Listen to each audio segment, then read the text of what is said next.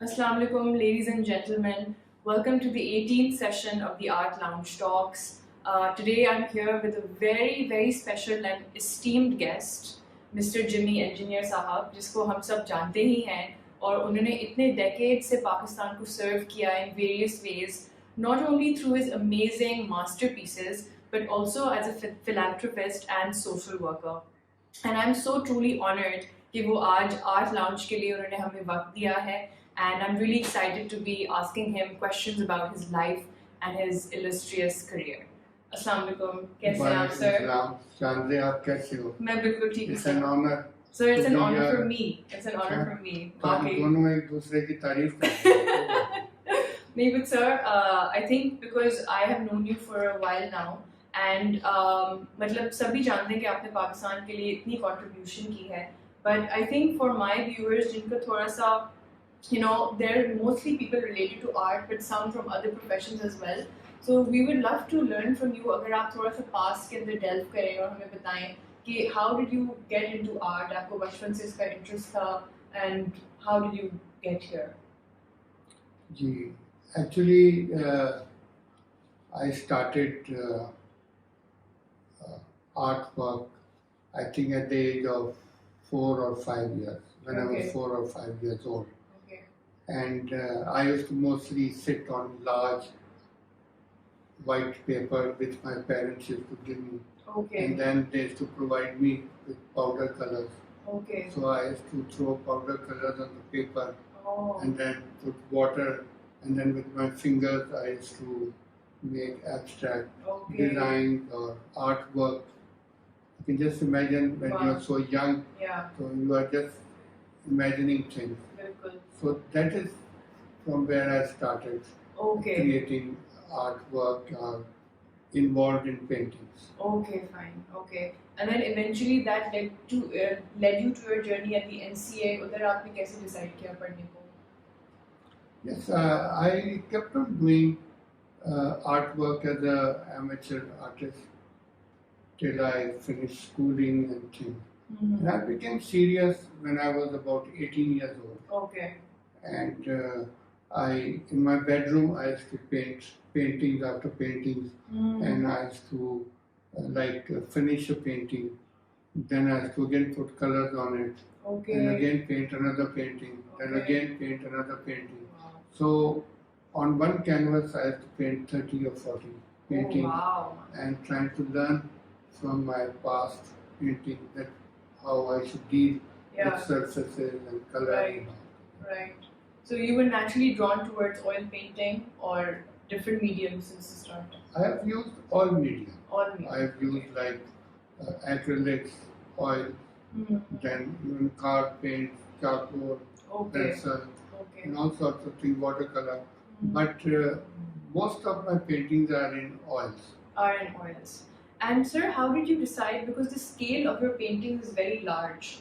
तो वो आपको naturally उससे comfort था या आप eventually आपने expand किया? How do you make such large scale paintings? Because from the beginning, I could see things on empty surfaces.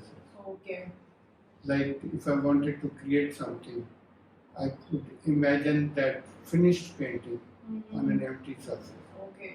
And then when I would have a canvas in front of me, I would try to take out whatever I visualize and things like that to create. But size didn't matter to me because I have painted from 8 feet to 60 feet to 60 feet. 10 feet by 15 feet or 25 feet, and then paintings like 5 by 10 or 4 by 10 canvases. So size didn't matter to me. The subject mattered to me. What I am painting and how I am going to compose it on that scale. So that was important for you. And sir, I'd heard from you in our conversations also that dreams have had a very important impact in your life, and they even contributed very majorly to the content of your artwork. So can you tell us a little about that? Yes, the partition series used to come in my dreams. Okay. Because I was not born in 47. Yeah. I was born in 54. Right. But I used to see these visuals in my dreams that blood is dripping and trains are burning, villages are burning. At first, I did not understand why I'm seeing all these dreams and these visuals. But then slowly, I found out that every day that I was seeing these dreams were related to partition series. Okay. So then I said maybe nature wants me to paint these scenes. Right. Because then I learned that billions of people were slaughtered or killed or murdered while this partition took place. Yeah. So maybe nature wants me to give respect and importance to those people who had no names. Yeah. They were not important people, no name, but nobody gave them any respect. You're so right. I was being prepared by nature to give respect to those people. Wow. So I started painting. Couple of paintings I painted to honor the people who gave their lives in the struggle of creation of Pakistan. Absolutely. So I think mentally I was prepared because I had nothing to do with that subject. Yeah, basically. Absolutely. Yeah, you're but right. Those people who sacrificed their lives and their blood is in our soil. Yeah. So I was prepared to give respect to them. Absolutely, sir. And it's such an important topic. It's one of the most vital topics because creation of Pakistan was so traumatic. And you're right, not many people think about those thousands of lives that were lost. But sir, it's amazing to know, because I'm also an artist, just the fact that you can paint all of this from your imagination. Because the thing with me is, as an artist, I need some references, I need to look at something. So that in itself is an amazing skill that you have. MashaAllah. And I also wanted to ask that, the Javed Nama is a very important project in your career. So can you tell us how and why you decided to paint that?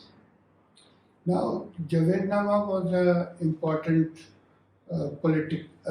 poetic work of Iqbal, our national poet, Allama Iqbal. Yeah. And he had written some letters that he wanted someone to paint Javed Nama. Right. So nobody actually painted Javed Nama when he was alive and when he passed away. So in 1980, his son, Javed Iqbal, Dr. Javed Iqbal, he invited me over to his house. Okay. And he said, I believe you paint partition from your dream. Yeah. So maybe you can paint my father's also poetic work. Right. So I told him, okay, I will do it. But then he told me that he wrote certain things, concerning Javed Nama. Okay. He wrote that only an artist will not be able to do Javed Nama. Okay. जब तक उसके अंदर इल्म इलाही नहीं होगी, वो जवेद नामा नहीं बना सके. Or then Allama Iqbal wrote that anybody who will fulfill this work of mine, his name will spread all over the world. Wow. And it was written by Allama Iqbal himself. Oh, wow. So then I finished this work. I stayed 1 year at Dr. Javed Iqbal's residence. Right. And that painting was 10 feet by 15 feet. Wow. And I started from the left side bottom and I finished on the right side. Oh, wow. On there. And I used to have a dialogue with Dr. Saab. And because I didn't know Persian. Okay. So he used to explain to me in English and Urdu. Okay. So then when I finished it, I was happy, Of course. that I completed his vision or his इनकी ख्वाहिश थी कि कोई इसको complete करे, paint करे. So I was happy. But while I was painting, it took me 1 year to paint that painting. Yes. And he used to ask me many times, Okay. that when you will finish. Yeah. So I used to tell him that I will finish. Mm. It takes some time to finish and things like that. Yeah. And when I finished, I was happy with it, that at least I was able to do that. It was an amazing achievement, sir. And would you consider that that is your work that is closest to your heart out of all of your works? It actually gave me a great insight into creativity. Right. Because there were many things which he had predicted at that time. Right. One, he had predicted that Russia will break up. Really? So I actually painted a scene where there's a symbol of Russia and there is this Jamaluddin Afghani leading a prayer with Allama Iqbal, Ruby and Sayyid Ali Pasha there. And then he's pointing down there. They are saying, what is this? So he said, that Russia, this is the breaking of Russia. So he had seen it at that time. Wow. And it happened many years Many afterwards. years later, right? So there were other things also, that the old gods are rejoicing around the fire. So they are talking among themselves, and he says that that there is disunity of Muslims in the world. So the old gods are rejoicing that they are disunited, and that is also happening all the time. So he predicted that. Then they go to the Mars. They go to Mars, and there the scientist Martian is asking them, how come you have come here? So they said, we have done a lot of progress, so we are here. So it's like that. Amazing. So there were many things, scenes under the water, under the sea, then in the galaxy. So it was very interesting, actually. That's amazing, sir. So, sir, from what I know, spirituality also plays a very big part in your life and in your art as well. Would you like to enlighten us about some experiences or instances, or even about when you realized that you were, a spiritual person or you were God gifted in that way? Actually, when I was 6 years old, all the doctors told my parents that your son will not live beyond 1.5 months. So because both my kidneys had become like stone. And there were many children at that time who had the same problem. So within 1.5 months, all those children died. But I did not die. And my parents then asked the doctor that our son is quite alive and healthy.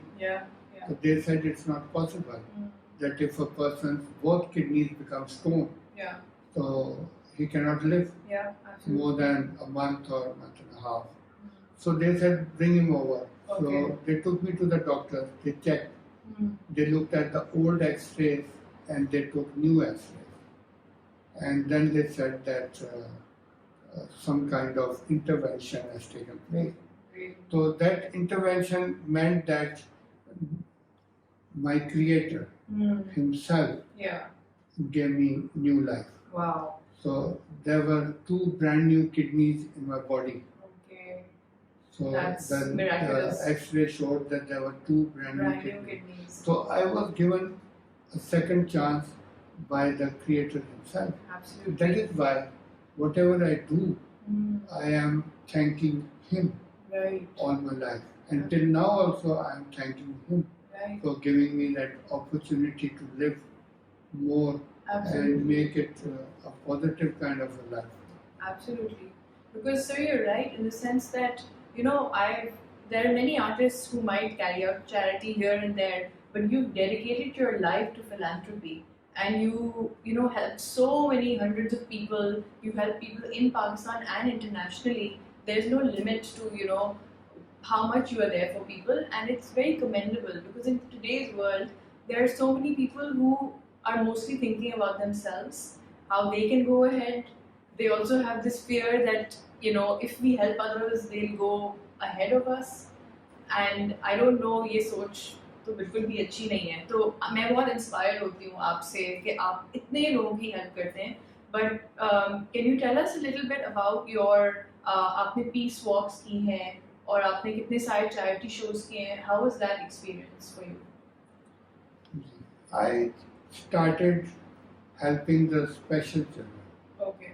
In the beginning, because I used to go to the institutions and meet them. Okay. And look at the institution. The institution was very nice, very good.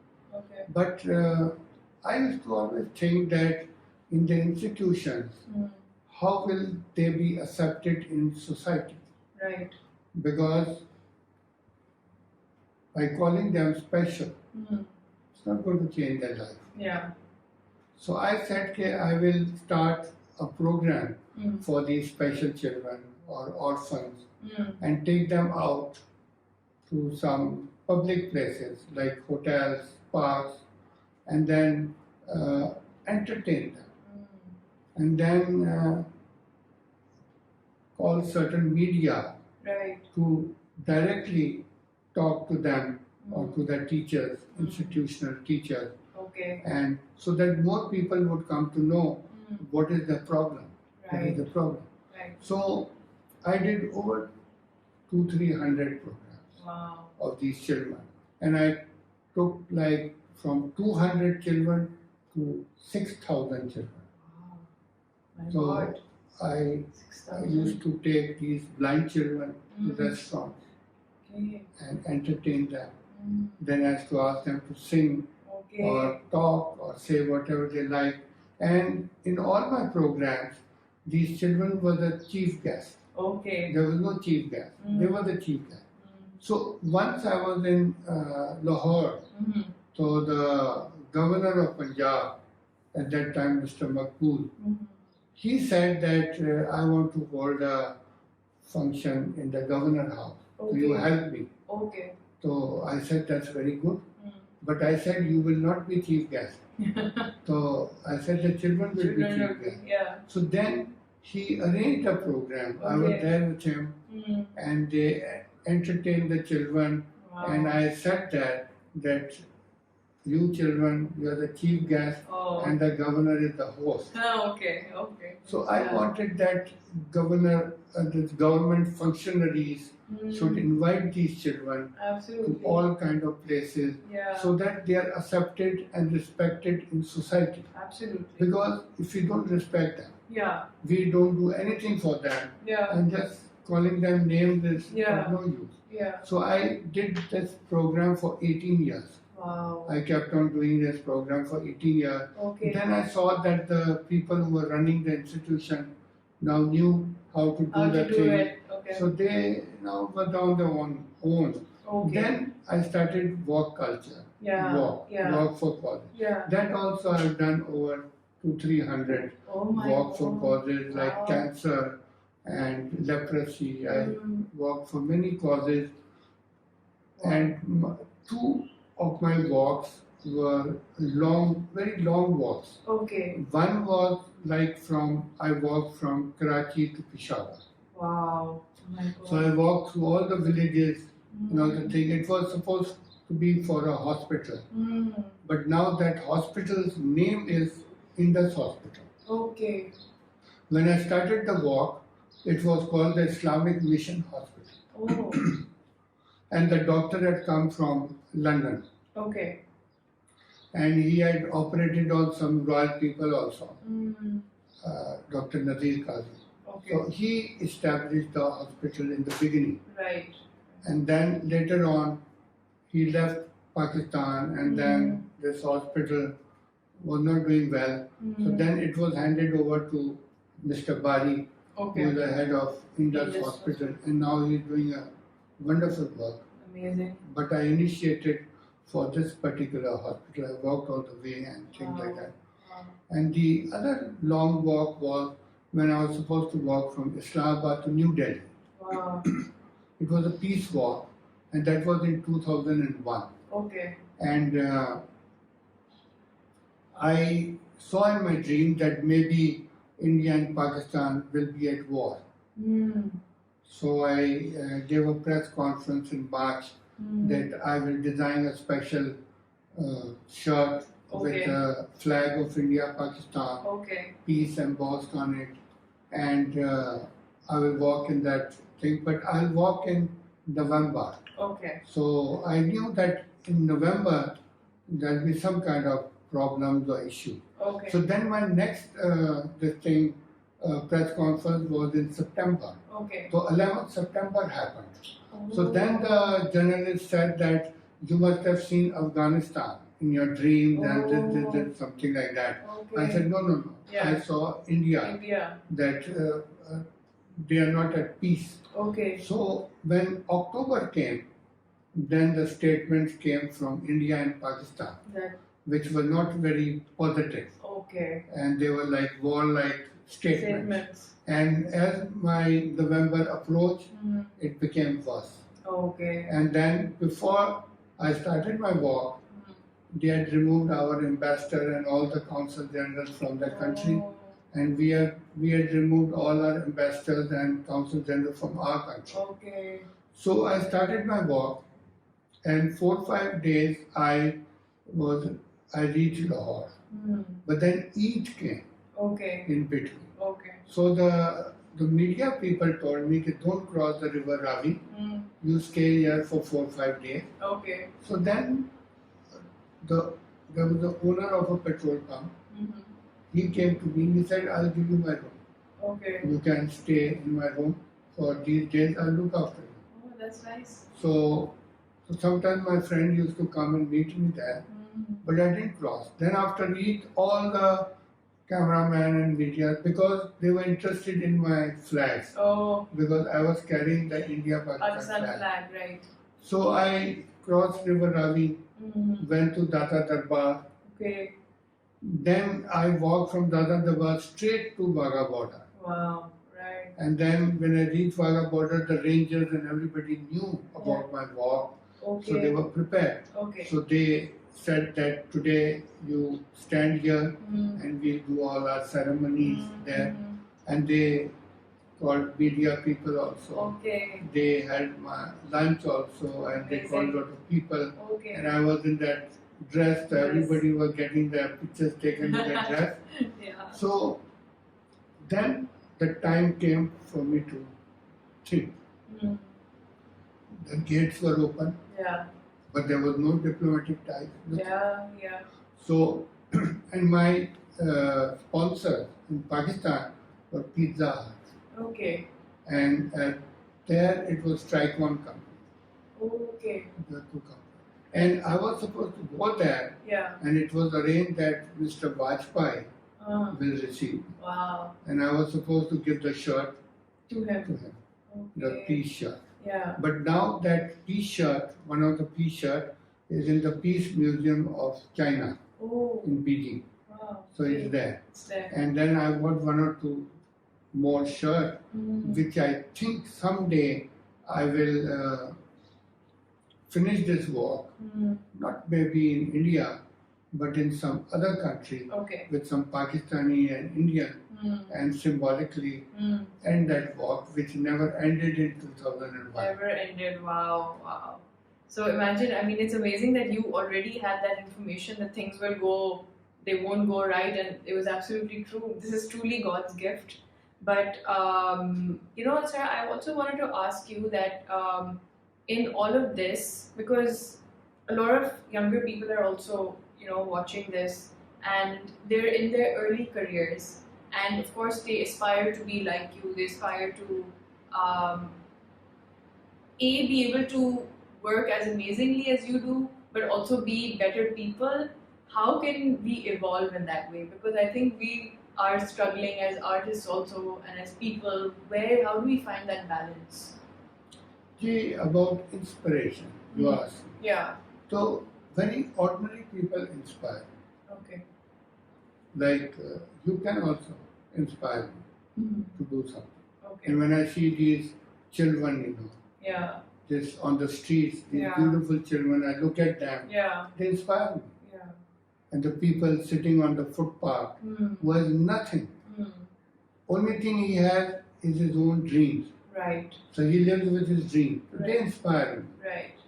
And then I always used to believe, that this country doesn't really need heroes Okay. and big kind of actors, actresses, models and things to improve our country. Right. We need good people Yeah. who can change the lives of people who need help. Yeah. Because you see, there's one thing in Islam that if you see a person and if he hasn't eaten, then you should not eat. First, give him the food. Yeah. So I believe strongly in these things. And if Right. you've got plenty of things with you, like wealth and all, Yeah. then go and distribute it Yeah. to people who don't have. Absolutely. That is why when I go to any country of the world, I always in the night walk and look out for people who don't have food, Yeah. who don't have anything. Then I go and help them. Yeah. Wow. And then most people don't know what philanthropy means or what social work. You see, like ambulance service, hospital, they are good service. They are good service. Yeah. Then there is a social work where you are helping people, but it is in the knowledge of people, media, Yeah. they are looking at you. Exactly. That is a different kind of social work. Yeah. Then the highest form of social work is when you're helping someone and only he knows Yeah. Absolutely. and only Allah knows Yeah. and nobody else knows. That is the highest form of social work. That is. So I practice all these type of social works according to the requirement. Absolutely. And you said that how they can become better people. They can become better people. Youngsters, if their eyes see somebody in trouble, then they should not move forward. Yeah. They should stop there Yeah. and then they should help that person and then move forward. Yeah. This is the only way. Because people have seminars. They are talking about philanthropy in 5-star hotels and they keep talking whole day. But in practicality, they are doing nothing. Yeah. So I always tell people that I can talk for hours and hours and hours. I will not be able to change even one life. I can only change one life when I actually go to that person and change his life. Absolutely. You You're right. cannot change a life by giving Talks. nasihat Yeah. to someone. Like I look at villages. Very wealthy people go there and they say to them, live simply, do this thing, do that thing. So I tell them that all these big cars that you brought, why don't you donate it to them? Yeah. Instead of telling them how to live simple. Exactly. Everything. Exactly. So when you cannot give anything Yeah. to anybody, then words don't matter. Because you cannot change anybody's life with words alone. It's not Absolutely. possible. Absolutely. So I think youngsters should look around people who have problems, Yeah. Yeah. people or Yeah. animals Yeah. or anything, Yeah. living thing. Yeah. Absolutely. They should help them. Yeah. And if everybody helps everybody, I think people will need less help. Less help. Yeah. So this is how it's done. And sir, it was so inspirational to find out that your paintings are the highest selling price-wise in Pakistan. Mashallah, crores and crores and thousands of pounds, and yet you barely keep anything for yourself. That is just commendable and inspirational, because in today's world we barely see this. Even when we put on YouTube, when we talk to other people, everyone's all about accumulating wealth, higher standards of living, how can I make more money? So your perspective is so refreshing, which is why, I'm even more inspired that not only are you amazing at your work, but your thinking is so different from other people. And I just wanted to say that out there, that I hope we can derive even a little bit of inspiration from Sir and try to, embody this kind of a thought process even a little bit. So we'll definitely become better people if we are able to do that. So yeah. This part of giving is not easy. I'm sure it's not easy. Because in my case, I have been giving 90% of whatever I earn straight away for help. Wow. And then even from the 10% people ask help, I give them. Wow. But then it is your personal way, what type of life you live. Now, I could have bought any property. Yeah. Big, small, didn't matter. But in the house which I live, when I started living there in 1984, the rent was only 400 rupees. Wow. 400. And now after 40 years, it has become 2,500 rupees. Wow. So I live in that house. The studio was given by some rich family, but I don't own it. Right. It is in their name. Right. I just work there. Till I live, maybe I'll work there, then I won't have it. Yeah. So I don't have anything in my name. Right. In my name. Right. Because the charity also I do it in the name of Allah. Wow. Yeah. Because He gave me a second chance. Yeah, absolutely. And I'm not an NGO, so I give my personal money. Yeah. And I earn through paintings, then my prints. Yes. Then I donate my paintings and my prints also for charity. Right. I've donated over 700,000 prints for charities and other purposes. I've donated my painting. I've donated hundreds of calligraphies for different social welfare institutions and things like that. But if you ask me, I never wanted to only become an artist in Pakistan because I saw so much poverty. Yeah. People don't even have their day-to-day requirement. Right. They don't have anything that would, give them peace of mind or they would be comfortable. So I said, if I become even a great artist of Pakistan, what difference will it make to these people? Yeah, absolutely. So I wanted to help people. And the other thing is that I always strive towards level of excellence in my artwork. Yes. I worked very hard to create my own style, my own technique, things like that. Yeah. But then there's a reason that I am a student, I'm still a student. Because one name of Allah is Al-Musawwir. Yes. And He is the greatest artist of them all. Yeah. So I am His disciple. Right. So if I am His disciple, I can never become a master. Yeah. And I never think of becoming a master. Absolutely. I have always said that I will remain a student till the end of my life because I'm learning. Yeah.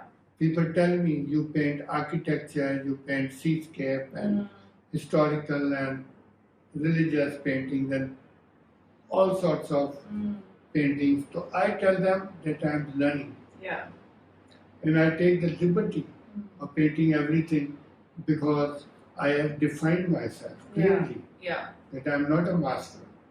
And I want to tell most artists in this country or this thing, I am not competing with anyone. Yeah. I am just improving myself. Yeah. All my life I have tried to improve myself. Yeah. In my artwork, in my way of thinking. So I have nothing to do actually with different art groups and things like that. Not only in Pakistan, anywhere in the world. I have nothing to do with anything because I don't think like them. Right. I don't live like them. Yeah. So I wanted to be different from other artists. And you are in that way because I think, again, in Pakistan, we also know there are factions in the art world. There are, not everyone gives you the support that you require. But you were very much there supporting different artists. You know, you offer help yourself, and mashallah, being such a renowned figure in the art world, we don't see that happening from other people. You know, so that is truly commendable, and I also find it very inspiring that you're saying that you're a student, because I think we should never stop learning in our life till the end. It's the only way we can improve. When we know that we don't know enough and we can learn from other people, that's when we continue to grow. And sir, as a final question for our interview today, I wanted to ask you that a lot of people today are very despondent about the situation in Pakistan. And we have seen thousands and thousands of youth leave Pakistan in the last 3 years because, you know, they're not happy with what's happening, the economy, the government. But what would you say, and what is your opinion on Pakistan's future? Before I answer that, I suggested to you also, when I looked at one of your large paintings in your house, I suggested that you can paint historical paintings. Yes, you did. So absolutely. I hope you do that. It's on camera now, so I will do that. And apart from the question you have asked me, is that the problem with Pakistan is that people don't work for Pakistan. They work for themselves. And it is very strange that every house, every shop, every lane, people are talking against our country. Our own people are talking against our country. And people who have gone away from here, living in a foreign country, they are also talking against Pakistan. So, if you talk against your country, how do you expect that the country will move forward? And then, when our politicians are all the time fighting among themselves, so when will they have time to work for Pakistan? That's true. And the other thing is that 90% of a politician is all on the media, giving talks, interviews, giving interviews to all sorts of media the whole day. So when will they find time to help the poor people? When will they go to villages? When will they go to those areas where there are poor people to help them? If they are all the time going to be only talking, they cannot do that. So I believe that Pakistan की किस्मत बदलेगी जब लोगों की सोच और नियत बेहतर होगी. जब तक लोगों की सोच और नियत बेहतर नहीं होगी, ये मुल्क बेहतर नहीं होगा. क्योंकि मैं खुद फैसलाबाद के जो सूफी बरकत अली है, उसका करीबी शागिर्द हूँ. और 1979 में उन्होंने अपनी गद्दी पे मुझे बिठाया था. और जब उन्होंने अपनी गद्दी पे बिठाया था और उन्होंने वहाँ जो बच्चे थे कुरान पढ़ते थे, उनको कहा कि खड़े होकर नेशनल एंथम पढ़ो. तो उन्होंने जब नेशनल एंथम पढ़ी, ख़त्म किया, फिर बाबा जी ने मुझे कहा कि काम हो गया. अब मैं खुद वंडर कर रहा था कि मुझे इतनी बड़ी रिस्पॉन्सिबिलिटी उन्हें दे दी कि मुझे इस मुल्क का नौकर बन के रहना. मैं अपने आप को पाकिस्तान का नौकर करता हूँ. मैं अल्लाह का और इंसानियत का तो नौकर ऑलरेडी हूँ.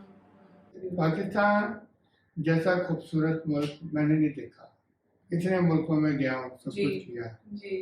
तो लेकिन जब सोच अच्छी होगी, नियत अच्छी होगी, हमारे लोगों की, हमारे पॉलिटिशियंस की और हमारे दूसरे लोग जो हैसियत रखते हैं, फिर हमारा मुल्क दुनिया का सबसे बेहतरीन मुल्क बन जाएगा. इंशाल्लाह.